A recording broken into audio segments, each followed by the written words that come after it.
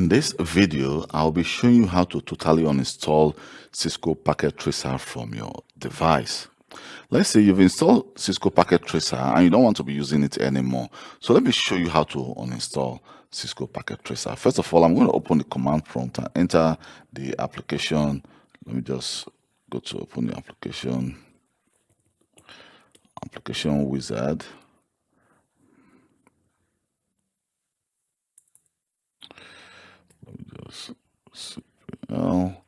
And then we're going to be launching the application wizard, which is going to take us to the programs and features. So from programs and features here, you can see we have the Cisco Packet Tracer. So what we can actually do is to, from here you can see it's actually from the control panel items, programs and feature, and then just click on install. So by clicking on install, definitely you need to be an administrator on that device to be able to uninstall applications. So just click yes.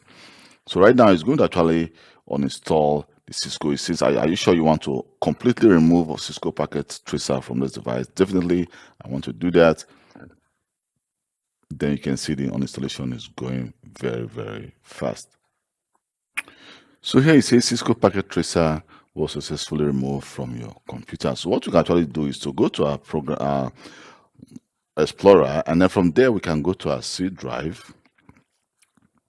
Then let's check, it was actually a 64-bit app. So let's check if we have any Cisco. Here you can see there are no Cisco folder here anymore. And then at the right moment, when I click OK, and you can see it just got disappeared from our programs and features. So that is how you uninstall Cisco Packet Tracer from your device.